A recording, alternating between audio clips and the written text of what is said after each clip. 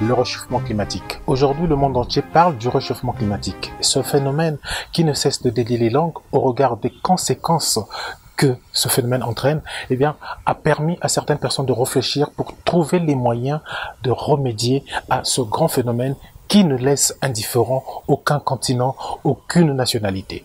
Le réchauffement climatique aujourd'hui est constaté par rapport à un certain nombre de faits que l'homme, un certain nombre d'agissements de l'homme ici sur Terre. Mais c'est quoi le réchauffement climatique?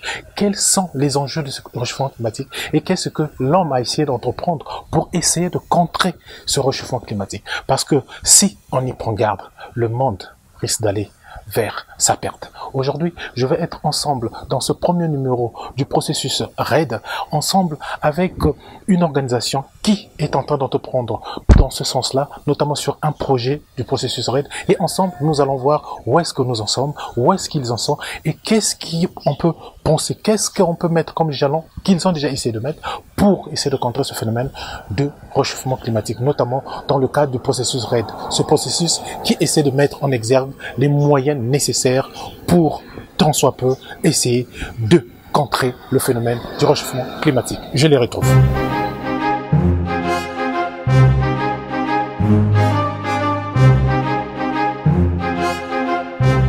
Monsieur Franck Loufoy, Mademoiselle Jess Miyalou, vous faites partie de la RPDH. Aujourd'hui, le monde est confronté à un phénomène, notamment le réchauffement climatique, et plusieurs thématiques ont essayé d'être mises sur pied pour, tant soit peu, essayer de contrer ce phénomène.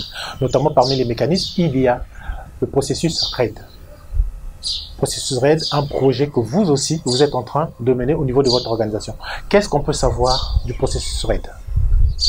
Il faut dire que le réchauffement de la planète est dû aux émissions de gaz à effet de serre, du fait de l'activité humaine. Et l'un des principaux gaz qui donc a des répercussions sur la dégradation de la couche d'ozone constitue le dioxyde de carbone, encore appelé CO2. Okay. Et le processus RAID vise donc à réduire les émissions de dioxyde de carbone dans l'atmosphère qui sont issues de l'activité humaine. D'accord. Car il faut dire que de par l'industrie, de par un ensemble d'activités, nous produisons du dioxyde de carbone. Okay.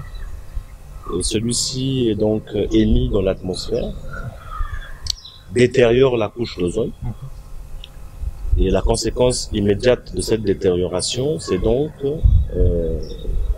le réchauffement de la planète, et qui produit donc ce qu'on appelle les changements climatiques, avec des perturbations au niveau du climat, au niveau des précipitations, etc., que nous enregistrons ces dernières années. Le processus RAID s'attaque essentiellement aux émissions de CO2 qui résultent de la dégradation de la forêt et de la détérioration des différents massifs forestiers qui sont les nôtres. Quelle est la réponse que ce processus entend apporter? C'est de demander aux pays qui abritent le bassin du Congo, comme le nôtre, qui constitue quand même le deuxième poumon forestier de la planète, oui.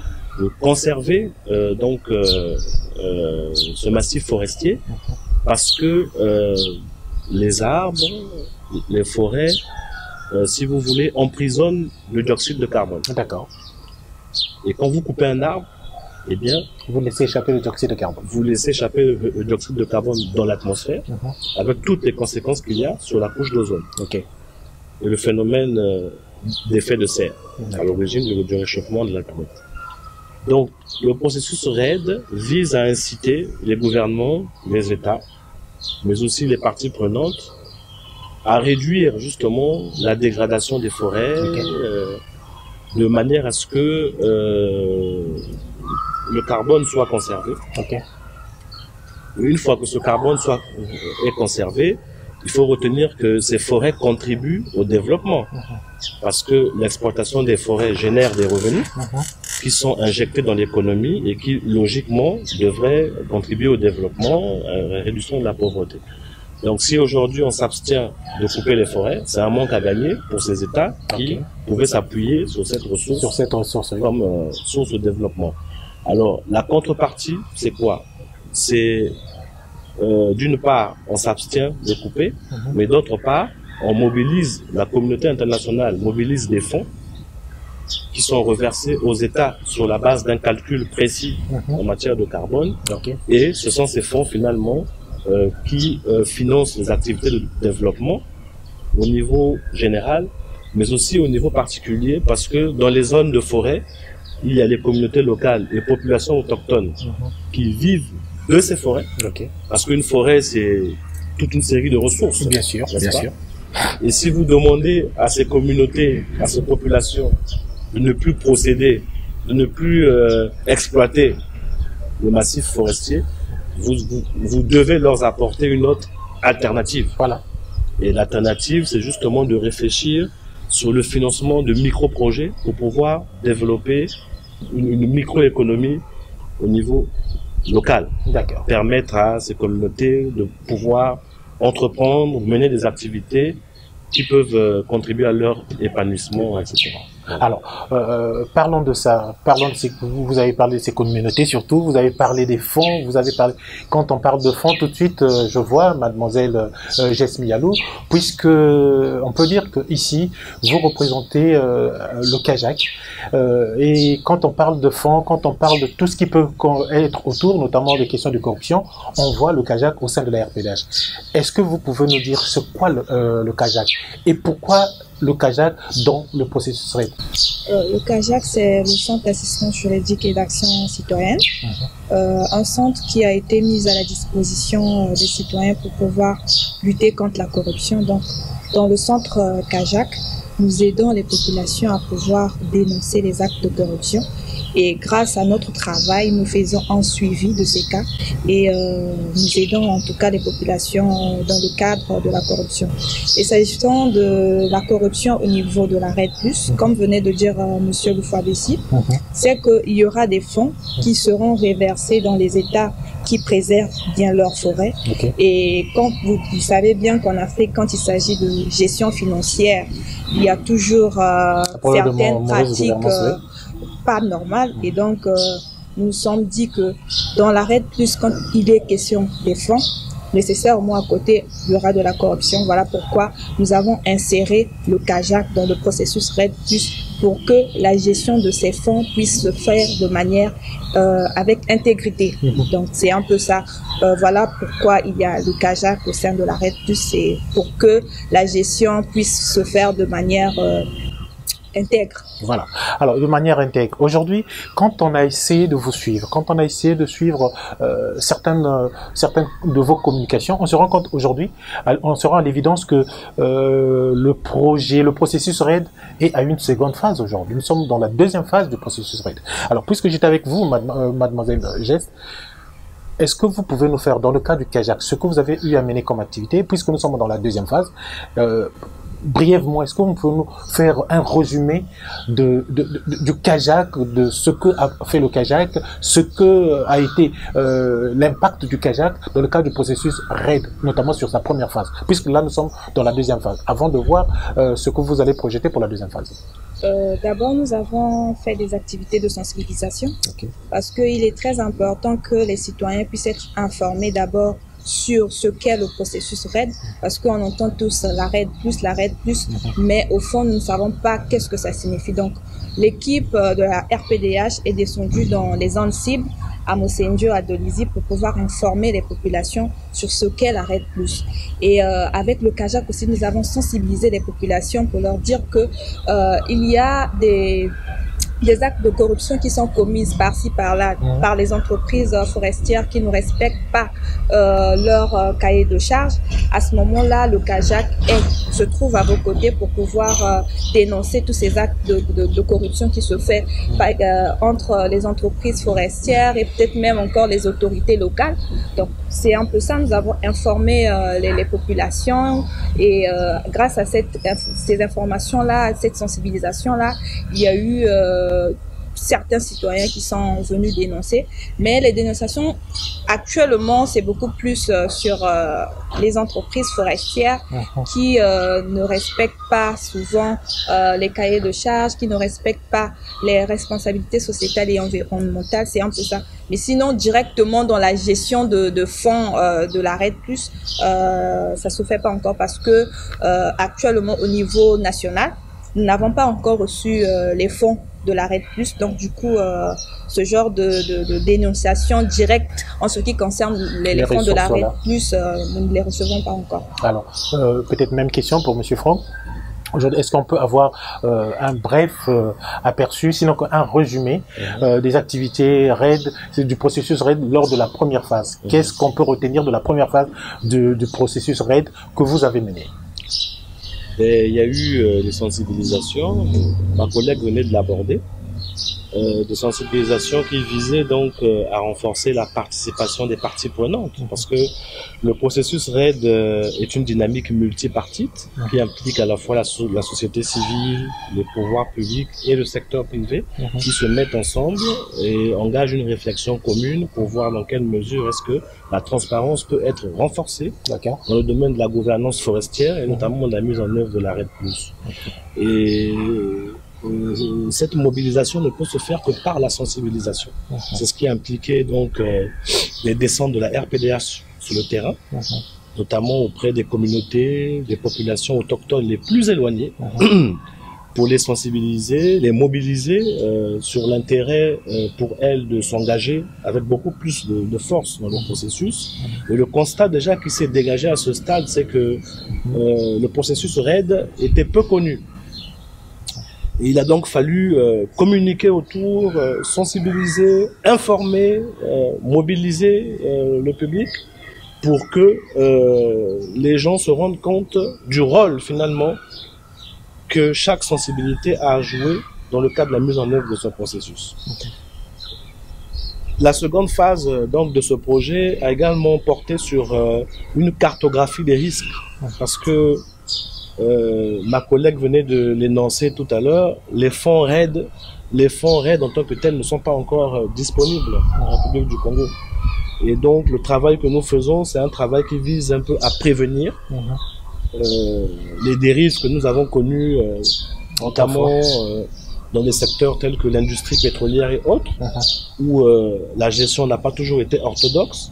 Et donc là, c'est une démarche préventive qui a fait que nous avons lancé une cartographie des risques de corruption pouvant survenir dans le contexte de la mise en œuvre de la phase... Et ça a été déjà fait pendant la première phase de... Effectivement. La phase d'investissement du processus REDD. C'est une phase qui vise à mobiliser beaucoup de ressources financières, beaucoup de fonds, qui seront mis à disposition des États. Et l'objectif qui est le nôtre, c'est de pouvoir mettre en place une structure multipartite qui pourra jeter le regard justement sur le management de ces fonds. Parce que l'objectif de ces ressources, c'est de pouvoir financer le développement, c'est de pouvoir financer la lutte contre la pauvreté, c'est de pouvoir aider les communautés locales, les populations autochtones qui sont qui vivent traditionnellement dans le milieu forestier, de trouver une alternative autre que celle justement de procéder à la coupe sauvage des essences forestières et autres. Et ça ne peut se faire de manière intègre que si tout le monde a un regard particulier sur le management, sur l'utilisation de ces ressources-là. Et c'est donc un des objectifs fondamentaux du projet que nous menons, c'est de pouvoir, à travers l'étude, rencontrer les différentes parties prenantes et les intéresser davantage sur le rôle qui est le leur pour vraiment rendre ce processus le plus transparent possible. Le plus transparent possible. Et je vais bondir sur ces mots, notamment sur la collaboration, et que ça doit être l'affaire de tout le monde, une entreprise multipartite. Quand on parle de cette entreprise multipartite pour la réussite de ce processus RAID, comment se fait la collaboration, notamment avec les gouvernants, notamment ceux-là qui sont à la tête des décisions? Est-ce que aujourd'hui, c'est vrai, il n'y a pas encore les fonds pour mettre en place ce processus-là, afin que lorsqu'il y aura des fonds qui n'ont pas ces dérives dont vous avez fait mention, comment se passe la collaboration avec les gouvernants? La collaboration intervient à plusieurs niveaux. D'abord au niveau central, au niveau du gouvernement, et au niveau local, avec les autorités au niveau des localités. La phase préliminaire a été de doter le processus RAID de la législation adéquate et spécifique. Et en la matière, il y a un arsenal juridique qui a été mis en place, des décrets, des lois, etc., pour pouvoir encadrer la mise en œuvre de ce processus. Et le combat initial était de faire en sorte que, dans la définition de cette base légale et réglementaire, la société civile, qui représente quand même les parties prenantes, ce sont les communautés et les populations autochtones, soit impliquées déjà dans la conception, l'élaboration de toute cette documentation juridique. C'était le premier combat qui a été quelque peu remporté, on va dire mi-figue, mi-raisin. Et à l'issue de ça, il fallait obtenir que, dans le cadre même de la mise en œuvre de la RAID, la société civile que nous sommes soit impliquée. Et qu'à son tour, elle puisse impliquer d'autres sensibilités, telles que les médias, les citoyens, etc., pour pouvoir les informer des opportunités de ce processus-là. Et c'est une collaboration qui se vit au jour le jour comme une relation assez mitigée, parce que surtout au niveau central, je pense que c'est une quête permanente d'obtenir qu'il y ait cette collaboration véritable entre les pouvoirs publics et la société civile autour de la mise en œuvre du processus RAID. Nous avons beaucoup plus de facilité au niveau local, où c'est vrai, le constat de terrain illustre quand même parfois le fait que les autorités locales sont parfois déconnectées de ce qui se passe, des décisions, des orientations qui proviennent depuis le pouvoir central. Et donc, ça a été beaucoup plus facile pour nous de collaborer avec ces autorités au niveau local, en leur apportant d'abord l'information, et par la suite, en les impliquant et en les mobilisant pour obtenir d'elles qu'elles aient une plus grande compassion vis-à-vis des populations et qu'elles ne cèdent pas parfois aux pressions des entreprises forestières qui, pour certaines, affichent encore des attitudes assez critiquables, notamment en termes d'intégrité de corruption. Alors, puisque nous sommes dans la deuxième phase maintenant, Monsieur Franck Loufoy, est-ce qu'on peut dire que pour la première phase, en ce qui vous concerne vous, par rapport à votre organisation, que les résultats escomptés ont été atteints? Oui, on a obtenu déjà des résultats très intéressants, notamment en termes de sensibilisation et de mobilisation des parties prenantes dans le processus. On a pu s'asseoir avec nos partenaires de la société civile, mais aussi vous, les médias et autres, pour réfléchir, comme je l'évoquais, autour de la cartographie des risques de corruption dans la mise en œuvre de la phase d'investissement du processus RAID.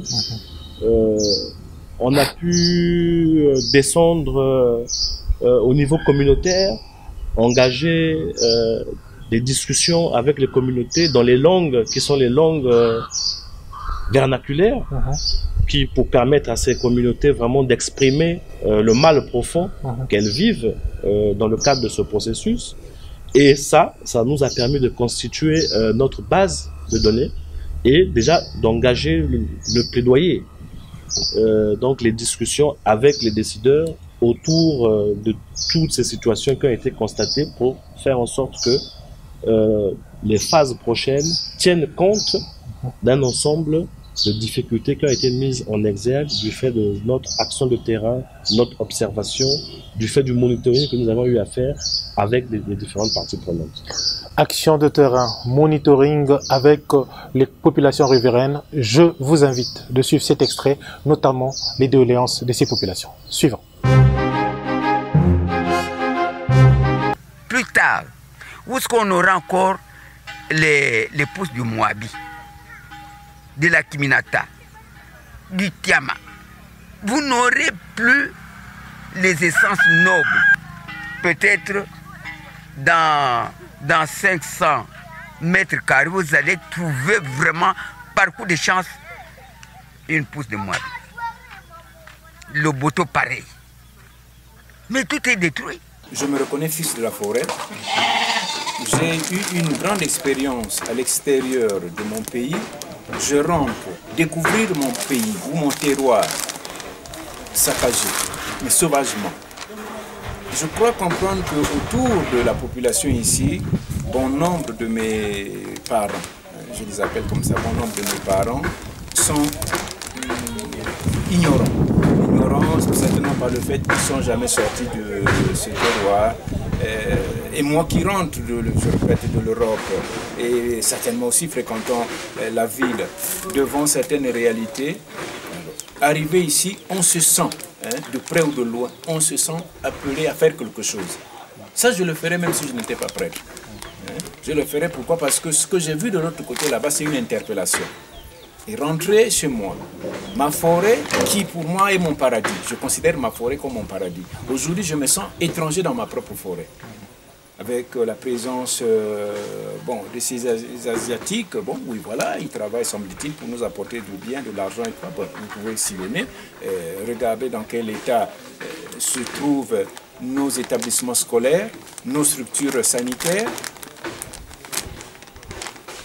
On peut comprendre que dans la localité qui est la nôtre, avec l'exploitation sauvage du bois, nous passons dans les salles de classe, trouver certains élèves assis à même le sol, confinés dans une salle de classe parce que de l'autre côté, oui, la salle, elle est finie, oui, mais il n'y a pas de salle comment on appelle, il n'y a pas de table-banc. Il faut jeter, je ne sais pas, 80 élèves dans une pièce. Bon, ça ne peut que révolter. Mais le problème, je dis, c'est pas seulement avec les autorités, mais aussi avec mes parents. Parce que les parents aussi sont complaisants. Ils sont complaisants parce que, bon, on parle de l'existence des cahiers de charges et autres. Mais j'ai dit à ces parents, mais lorsque ces étrangers viennent, est-ce que vous avez le courage de leur poser des questions sur ce qui est vraiment de votre quotidien? Parce que votre quotidien, c'est quoi? C'est faire de manière à ce que vos enfants partent à l'école chaque matin. Qu'ils étudient dans des conditions peut-être pas meilleures, mais quand même dans des conditions acceptables. Bon, voilà, c'est le président du village. Au président du village, on a remis une poignée d'argent. C'est lui, et bien voilà, qui se met là. Désormais, il faut protéger ceux-là, même s'ils viennent nous exploiter. Mais lorsque vous allez voir, c'est combien? Vous pouvez comprendre que dans un village de plus de 300, 400 habitants, on vient déposer une enveloppe de 50 000, une bouteille ou un carton de Gandia, tout simplement parce qu'on demande l'autorisation d'entrer dans leur forêt. Voilà. Donc devant ça, je me sens dans l'obligation de dire non, c'est pas bien. Et je répète, je ne m'en prends pas seulement aux autorités, j'en prends toute la communauté. C'est normal que l'on exploite notre forêt. Mais il faut définir les critères. Il faut définir les critères. Après cet élément, nous revenons sur ce plateau, notamment avec Monsieur Franck Loufoua-Bessi et Mademoiselle Jesmi Yalou. Les populations, quand on essaie de suivre, la revendication principale est notamment leur intégration dans la mesure des discussions.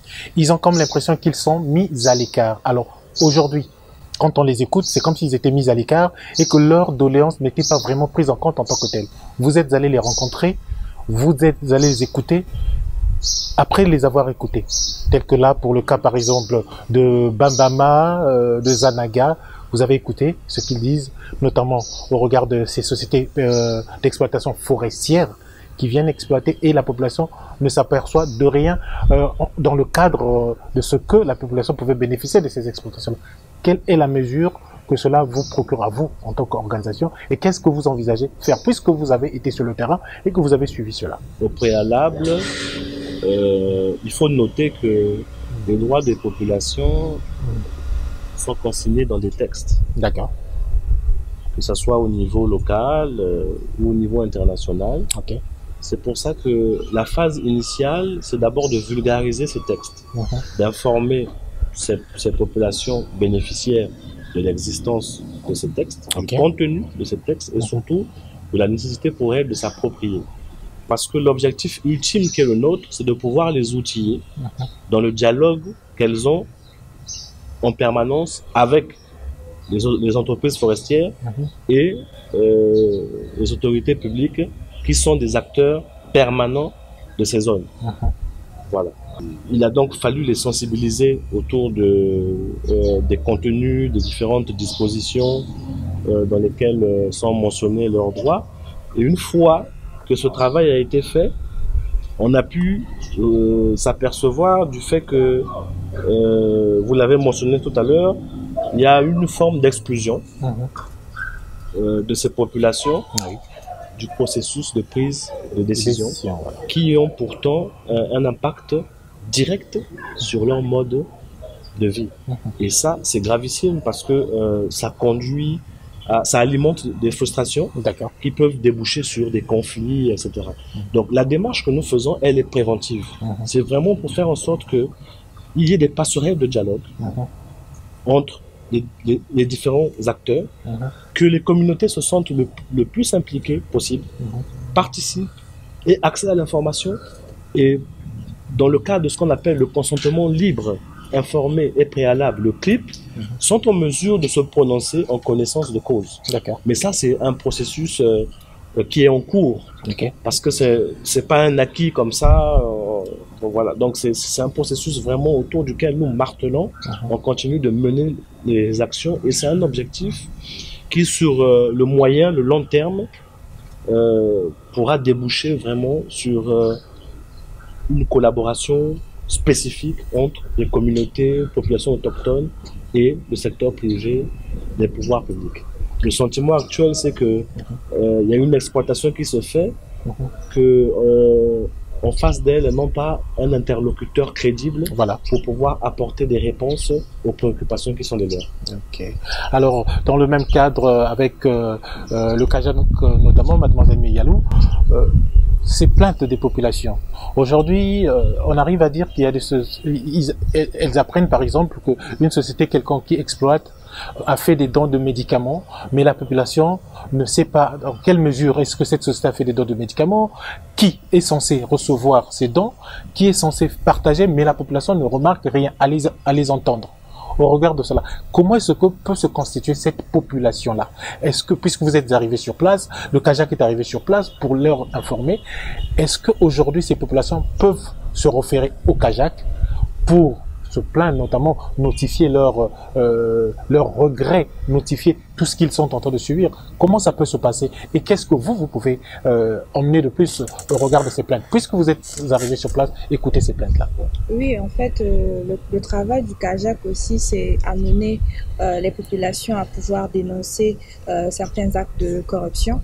Donc cela veut dire que si les populations ont appris qu'il y a des sociétés forestières qui ont fait des dons et ces dons-là ne sont pas arrivés à bon port, les populations peuvent directement venir auprès du Kajak pour pouvoir dénoncer. Et si faut chercher à savoir la traçabilité de ces dons-là, il faudrait peut-être se rapprocher des autorités locales parce que les sociétés forestières, avant de faire des dons dans une localité, je pense bien qu'ils associent les autorités locales de la localité et ce sont ces autorités-là qui ont le pouvoir de distribuer ces dons-là à travers la localité. Donc, si les populations se rendent compte que ces dons-là ne leur pas parvenus, à ce moment-là, ils peuvent venir au niveau du Kajak pour pouvoir dénoncer ces actes qui ne sont pas vraiment normale. Alors, il y a quelque chose que nous avons remarqué, notamment au regard de ces missions que vous avez menées, il y a une certaine forme de décentralisation. C'est-à-dire que vous arrivez sur place, vous informez les gens sur le phénomène, vous informez les gens sur le processus RAID, vous installez un bureau, notamment un bureau qui prenne en compte, on a vu, on essaie de voir, notamment les hommes, les femmes, les jeunes, les populations autochtones. Qu'est-ce que vous visez, notamment au regard de cela, en essayant de décentraliser l'activité, puisque vous êtes ici, vous avez pensé mettre des bureaux ça et là, partout où vous passez, ça vise quoi? Essentiellement, on vise l'autonomisation. D'accord. Dans la langue de Shakespeare, on dit empowerment. Donc, c'est rendre ces populations autonomes, leur donner la capacité, les outils de pouvoir défendre leurs intérêts et ne pas rester dans une position attentiste vis-à-vis de ceux qui viendraient de l'extérieur pour défendre ces intérêts.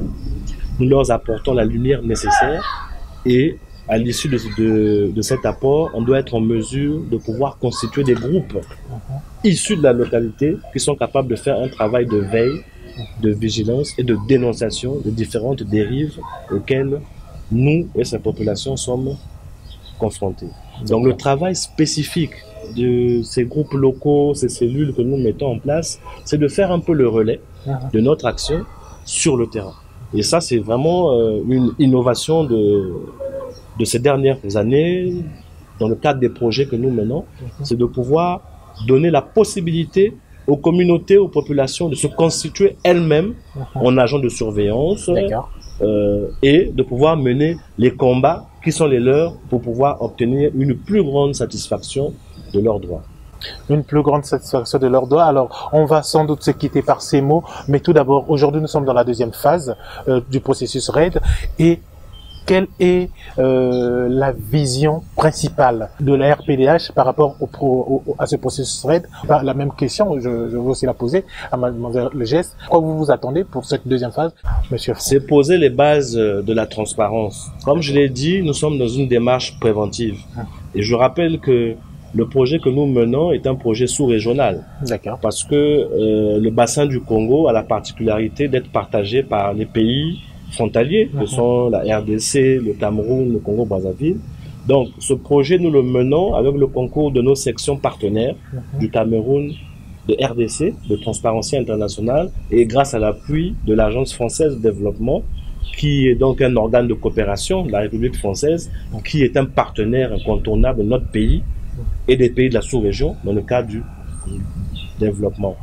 Essentiellement, autour de cette démarche, c'est d'asseoir les bases de la transparence pour s'assurer que, une fois que les fonds RAID vont être disponibles, une fois que les ressources intégreront la comptabilité nationale, eh bien, qu'elles garantissent la participation des différents acteurs qui sont impliqués.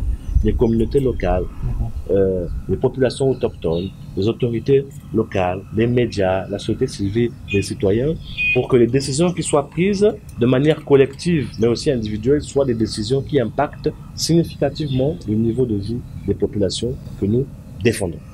Que nous défendons. Alors, Mademoiselle Jess, oui. En ce qui concerne le Kajak, la vision est que nous puissions atteindre d'autres localités. Parce que actuellement, nous sommes dans la deuxième phase, nous avons Bambama et Zanaga. Et l'idéal serait d'atteindre aussi d'autres localités qui ont aussi besoin de l'information, qui ont aussi besoin d'un centre comme le Kajak pour pouvoir dénoncer les actes de corruption.